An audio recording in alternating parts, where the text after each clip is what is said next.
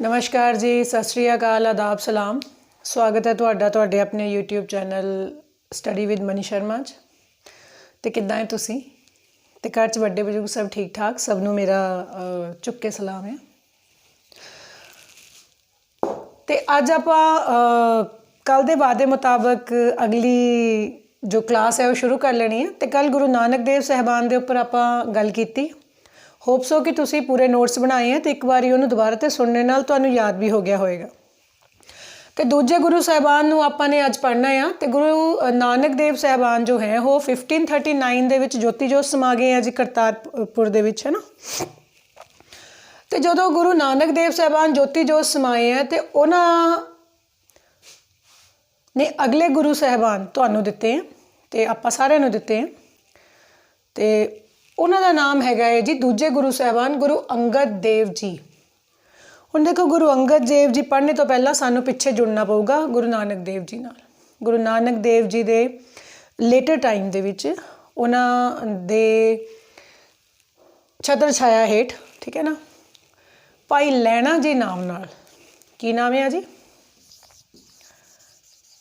लैणा। ते असीं भाई लैणा जी इन्हां नूं कहने हैं। ते भाई लैणा जी जो गुरु नानक देव जी दे अंग संग रहिंदे, उन्हां दी वड्डी सेवा करते, है ना। तो गुरु नानक देव जी ने उन्होंने कहा कि तू तो मेरे शरीर दे अंग दे बराबर है। तो उहदा नाम अंगद रखिया, ठीक है ना, अंगद देव। तो अंगद देव जी का पहला नाम भाई लैणा जी, राइट। ये जिहड़ा भाई शब्द है ना, सिख फिलोसफी ये वास्ते एक वड्डी थां है। कहते एक बारी गुरु नानक देव जी मरदाने ते बाला जी नाल जदों भ्रमण ते गए हुए तो लोग उन्होंने पूछते हैं कि ये कौन है नानक, तुहाडे नाल कौन है? तो नानक कहता है कि ये मेरे भरा है, राइट, क्योंकि एक्सेंट उधर लाया। भरा मतलब भरा, है ना। तो भरा तो भाई आया है जी, है ना। ना कोई हिंदू ना कोई मुसलमान। तो साडे बाबे नानक जी दे नाल जिहड़े पहले कीर्तनी है वो मरदाना रहे, है ना, जो रबाब बजाते होंदे। तो किहड़ियां गल्लां दी गल करते तुसीं, ठीक है ना। बड़ा वास्ट दर्शन है सिख दर्शन। तो गुरु अंगद देव जी का जो पहला नाम है वो भाई लैणा जी है, पहला क्वेश्चन। दूजा क्वेश्चन कि गुरु अंगद देव जी अगर गुरु नानक देव साहिबान तो बाद अगले गुरु साहिबान बने तो उन्होंने गुरु गद्दी कदों प्राप्त की है? तो गुरु गद्दी उदों ही प्राप्त की है जो गुरु नानक देव जी ज्योति जोत समाए हैं 1539 1539 के विच इन्होंने गुरु गद्दी प्राप्त की है। तो 1552 के विच ज्योति जोत समा गए हैं, ठीक है, क्लीयर हो गई गल। तो गुरु अंगद देव जी का जन्म 1504 च होया, 31 मार्च नूं। कित्थे होया है जी? मते दी सराय मुक्तसर साहब च। तो ज्योति जोत कित्थे समाए है जी? ये 29 मार्च नूं ज्योति जोत समाए जी 1552 दे विच, 1552 दे विच, क्योंकि तीजे गुरु साहिबान 1552 दे विच जो है गुरु गद्दी संभालणगे। तो 1552 दे विच 29 मार्च नूं जी ये खंडूर साहब दे विच, राइट, जिथे जिहड़ा शहर इन्हां ने आप ही बसाना है, खंडूर साहब दे विच ये ज्योति जोत समा जाणगे। 4 क्वेश्चन हुण तक निकले, एक बार रिपीट करो कि गुरु अंगद देव जी का पहला नाम भाई लैणा जी, इन्हों गुरु गद्दी कदों प्राप्त हुई?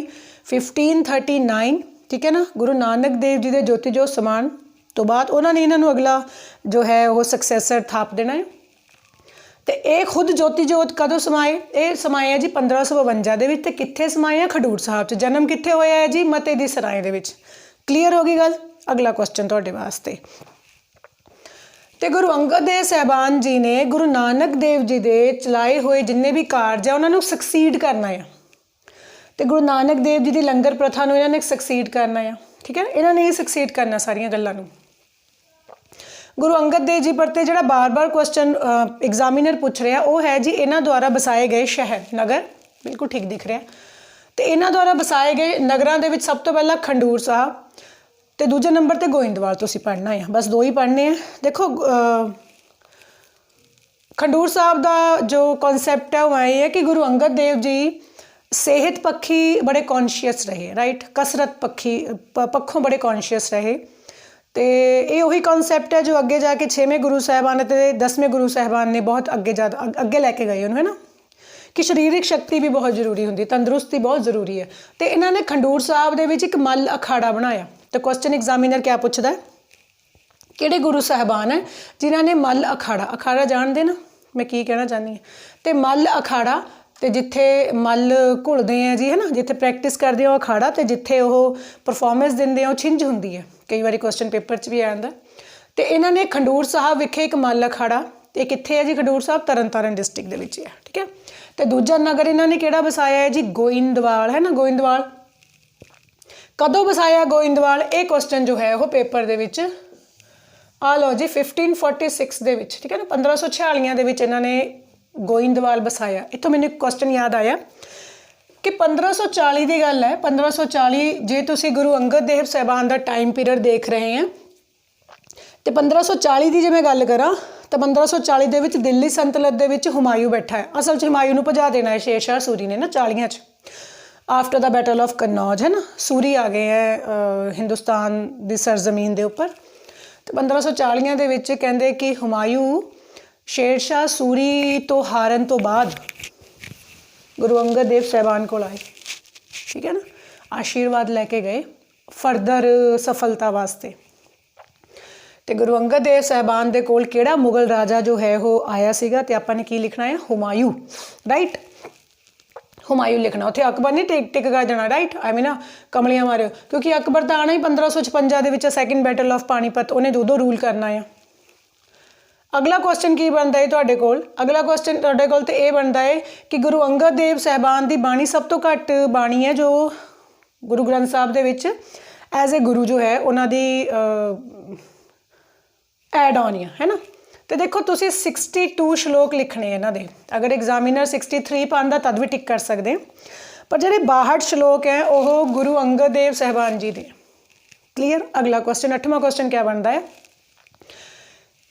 गुरमुखी लिपि, गुरमुखी लिपि सानू गुरु अंगद देव महाराज ने दी है, मतलब कि जिहड़ी पट्टी है ना बाबे नानक की पट्टी है जिहड़ी सस्से तो शुरू होंदी है, उन्होंने तरतीब दी है, तरतीब दी है, उन्होंने सोधिया आ, ठीक है ना। तो जिहड़ी साडे कोल गुरमुखी लिपि है, जो क्वेश्चन आ जाए कि गुरमुखी लिपि given by which Guru साहबान, the answer is a Guru Angad Dev ji, right. Examiner Gurmukhi पूरी 35 लिख देगा जिन्होंने 35 अखरी, तो गुरमुखी मैं फिर लिखा एक लिपि है, स्क्रिप्ट है, Punjabi is a language, Gurmukhi is a script. देखो जो मैं बोल रही हूँ पंजाबी भाषा है, तो इस भाषा को अंकित करने वास्ते रिटन फॉर्म च लिखण वास्ते कुछ साइंस एंड सिंबल्स की लोड़ होंदी है, उन्होंने स्क्रिप्ट कहने हैं, लिपि उन्होंने कहा जाता है जो साइंस एंड सिंबल्स होंदे हैं, राइट। मैं बोल रही हूँ भाषा है, जो भाषा को अंकित करने वास्ते लिखती रूप दे विच जो साइंस एंड सिंबल्स असीं यूज़ करते हैं, दैट्स कॉल्ड स्क्रिप्ट।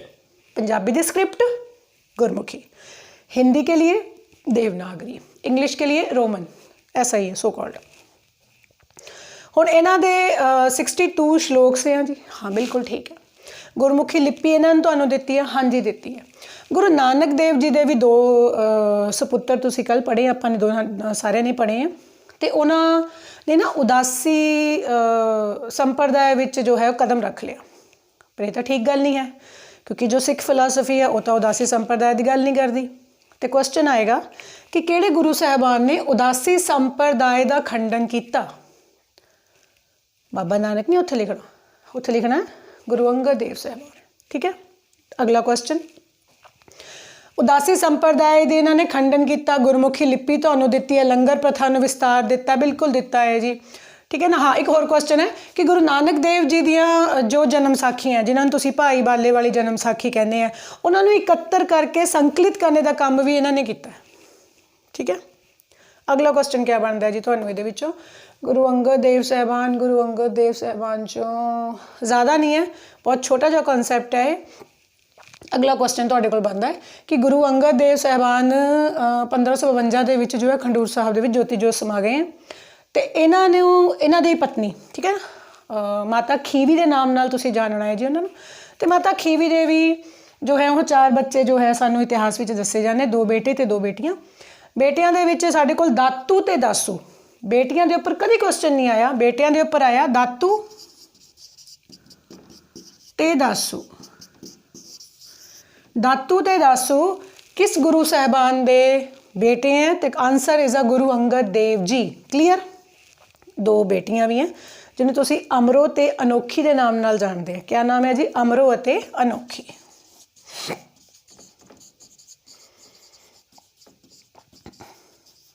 तो देखो दातू तो दासू तो अगले गुरु साहबाना च नाम नहीं है, तो ਜਿਹੜੇ ਤੀਜੇ गुरु साहबान है वो भी गुरु अंगद देव जी दे नाल रहंदे होने हैं। बिल्कुल रहंदे हैं जी। वो काफ़ी बजुर्ग उम्र के व्यक्ति हैं तो 73 साल की उम्र के उन्होंने गुरुगद्दी प्राप्त होनी है, क्योंकि वो गुरु नानक देव जी तो 10 साल ही छोटे रहे। ठीक है ना। अमरदास जी हैं तो तीजे गुरु साहबान है साढ़े। अज नहीं आप करना, आप कल नूं करांगे। अज आप गुरु अंगद देव जी नूं ही कंप्लीट करना है। वीडियो 15-16 मिनटां की ही बननी है, क्योंकि छोटा कॉन्सैप्ट है। लो 10 मिनट के तक कवर भी हो गई है। तो गुरु अंगद देव साहबान जिन्होंने गुरमुखी लिपि दी, खंडूर साहब गोइंदवाल हो गया जी तुहाडे कोल। हाँ बिल्कुल। कदों तो कदों तक गुरुगद्दी इन्होंने जो है वो तो आप एज ए गुरु परफॉर्म किया 1539। ठीक है ना। 1539 तो 1552 के विच कीता है जी। तीजा कॉन्सैप्ट है कि उदासी संप्रदाय का खंडन इन्होंने किया। इन्होंने कहा कि गुरु नानक साहबान की दिती हुई फिलोसफी घर छड्डण त्यागण की गल नहीं करती, गृहस्थ जीवन च रह के, ठीक है ना, फिर जो है वो तुसी दर्शन शास्त्र वाल जा सकते हैं। ठीक है। अपनी मुक्ति का मार्ग खोज सकते हैं। पंजाबी भाषा दे विच बाणी रची है जी। बिल्कुल रची है। आम भाषा, लोकल भाषा है ना, लोगों को समझ आ सके जी। अडंबरा तो मुक्ति है लोगों की। ठीक है। और क्वेश्चन आ गया जी, जे एग्जामिनर गुरु साहबान दी रचनावां दे के तुहानूं पूछे, जिवें बाबे नानक दी रचनावां दे के पूछ सकदा है ना। कल अपने वीडियो दे विच एक गल कीती कि गुरु नानक देव साहबान दी रचना जो है सानूं बहुत सारे इतिहासिक है ना साहित्यिक पक्षां तो भी जाणू करवांदी है। सो क्यों मंदा आखिए जित जम्मे राजान, औरत की स्थिति दसदी है जी है ना। पाप की जंज लै काबल ढाया, जोरी मंगे ज्ञान वे लालो, दसदे हैं सानू 1526 के पानीपत के युद्धां बारे। हुण देखो आम ही ये श्लोक आपां घरां दे विच सुणदे हैं, तो ये श्लोक की लाइन दे के तुहानूं पुछया जाता है कि ये श्लोक किस गुरु साहबान की रचना है ना, या ये रचनावां किस गुरु साहबान दी है। तो देखो मैं तुहाडे वास्ते 4 ही लिखे, क्योंकि 4 हर वक्त तकरीबन मैनूं लगदा है कि आपां सुणदे ही हैं जी, चाहे किधरे भी सुन लईए।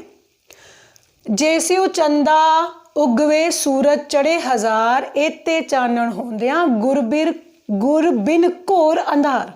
ये आम ही शब्द है जी है ना, आपां रोज़ाना ही सुनते हैं। तो बड़ी उच्च रचना है, गुरु अंगद देव साहबान द्वारा रचिया होया ये श्लोक है। तो जे तुहानूं ये श्लोक किधरे भी दिखे तो ये गुरु अंगद देव जी की रचना है। ठीक है ना। आ देखो ये तो साडियां अखाणा बन चुकी हैं, नाल इयाणे दोस्ती कदे ना आवे रास। ठीक है ना। आपां आम ही सुनते हैं जी, इन्होंने सस्सा है जी ये। ठीक है। देखो आ बड़ा इंपॉर्टेंट है, क्योंकि तुहानूं लगना है कि शायद ये गुरु नानक साहबान की रचना है, पर नहीं, नानक साहबान की रचना नहीं हैगी ये। ठीक है ना। क्योंकि हुणे मैं तुहानूं दस्सिया कि सो क्यों मंदा आखिए जित जम्मे राजान, गुरु नानक देव साहबान ने कहा है। पर जो सो क्यों अंधा आखिए, अंधा लिखा है जी उरे आड़े पर टिप्पी धद्दा, सो क्यों अंधा आखिए जे हुक्मे अंधा होए, नानक हुक्म ना बुझई अंधा कहिए सोए। गुरु अंगद देव साहबान की रचना है। ठीक है ना। बाकी गुरबाणी जो है वो सानू कभी भी उदास या दुख के कॉन्सैप्ट च कभी नहीं लैके जाती। याद रखियो जी गुरबाणी की भाषा है वो संयोगात्मक है। ये भी क्वेश्चन कई बार आया कि गुरबाणी की भाषा संयोगात्मक है। ठीक है ना। वियोगात्मक नहीं हैगी, संयोगात्मक भाषा है। ठीक है। और गुरबाणी पढ़न नाल सानू साडे हर क्वेश्चन का आंसर मिल जाता है, बिल्कुल मिल जाता है जी। ठीक है। क्योंकि जो सिख फिलोसफी है वो सानू साडे काम करन दे उपर जो है वो बेस्ड है। काम करो अपना, चंगे कर्म करो अपने। ठीक है ना। चिंता नहीं करनी, क्योंकि चिंता जो है वो तो असी तां करिए जे सानू अपने है ना मास्टर दे उपर विश्वास ना होए। तो गुरु अंगद देव साहबान दा श्लोक है, तो मैं अक्सर इनू सुनती हैं, नानक चिंता मत करूँ चिंता तिस ही है, जल में जंत उपायन तिना भी रोजी दे। ठीक है। तो चिंता नहीं करनी, चिंता ओनू ही है जिन्हें तुहानूं दुनिया ते भेजिया। तो जल दे विच पत्थर दे विच जो कीड़ा हुंदा ओनू भी रोटी देने का काम उन्हें पहलां तो ही कर रखिया। हरेक व्यक्ति की किस्मत जो है वो पहलां तो डिसाइड है, तो उन्होंने मिल जाना है। चिंता नहीं करनी। ठीक है। ਤੇ ਇਹ ਮੈਂ ਕੁਝ ਸ਼ਲੋਕ ਤੁਹਾਡੇ ਵਾਸਤੇ ਲਿਖਤੇ। ਬਾਕੀ ਇੱਕ ਤੁਹਾਡੇ ਵਾਸਤੇ ਖੁਦ ਦਾ ਕੰਮ ਹੈ, ਤੁਸੀਂ ਮੈਨੂੰ ਦੱਸਣਾ ਹੈ ਕਿ ਜੋ ਮੈਂ ਹੁਣ 17 ਸ਼ਲੋਕ ਦੀਆਂ ਉਚਾਰ ਰਹੀ ਹਾਂ ਕਿ ਉਹ ਸ਼ਬਦ ਜੋ ਹੈ ਉਹ ਕਿਹੜੇ ਗੁਰੂ ਸਾਹਿਬਾਨ ਦਾ ਹੈ। ਪਵਨ ਗੁਰੂ ਪਾਣੀ ਪਿਤਾ ਮਾਤਾ ਧਰਤ ਮਹਤ। ਤੁਸੀਂ ਮੈਨੂੰ ਦੱਸਣਾ ਹੈ ਕਿ ਇਹ ਜੋ ਸ਼ਲੋਕ ਹੈ, ਇਹ ਜੋ ਸ਼ਬਦ ਹੈ, ਅਸਲ ਵਿੱਚ ਇਹ ਸ਼ਲੋਕ ਹੈ ਕਿ ਉਹ ਕਿਸ ਗੁਰੂ ਸਾਹਿਬਾਨ ਦੀ ਰਚਨਾ ਹੈ। ਠੀਕ ਹੈ ਨਾ। ਪਵਨ ਗੁਰੂ ਪਾਣੀ ਪਿਤਾ ਮਾਤਾ ਧਰਤ ਮਹਤ। ਤੇ ਚਲੋ ਇਹ ਹੋ ਗਈ ਹੈ ਜੀ 15 ਮਿੰਟ ਦੀ ਵੀਡੀਓ। ਤੇ ਗੁਰੂ ਅੰਗਦ ਦੇਵ ਸਾਹਿਬਾਨ ਇੰਨਾ ਕੀ ਪੜ੍ਹਨਾ ਹੈ ਤੁਸੀਂ। ਔਰ ਜੇ ਵੀਡੀਓ ਠੀਕ ਲੱਗ ਰਹੀ ਹੈ ਤਾਂ ਇਹਨੂੰ ਸ਼ੇਅਰ ਕਰ ਦਿਓ ਉਹਨਾਂ ਬੱਚਿਆਂ ਤੱਕ ਜੋ ਕੋਈ ਵੀ ਪੇਪਰ ਦੇ ਰਹੇ ਹੈ। ਇਹ ਵੀਡੀਓ ਸਿਰਫ ਪੰਜਾਬ ਦੇ ਗਰੁੱਪ ਸੀ ਦੇ ਪੇਪਰ ਵਾਸਤੇ ਨਹੀਂ ਹੈ, master cadre, UGC net Punjabi, PTET, CTET, ETT ਵਾਸਤੇ ਹਰ ਉਹ ਬੱਚਾ ਜਿਹਦੇ ਸਿਲੇਬਸ ਦੇ ਵਿੱਚ ਇਹ ਕਨਸੈਪਟ ਹੈ ਉਹ ਇਹਨੂੰ ਪੜ੍ਹ ਸਕਦਾ ਹੈ। ਠੀਕ ਹੈ। ਆਪਣਾ ਖਿਆਲ ਰੱਖਣਾ ਹੈ ਤੇ ਚਿੰਤਾ ਨਹੀਂ ਕਰਨੀ।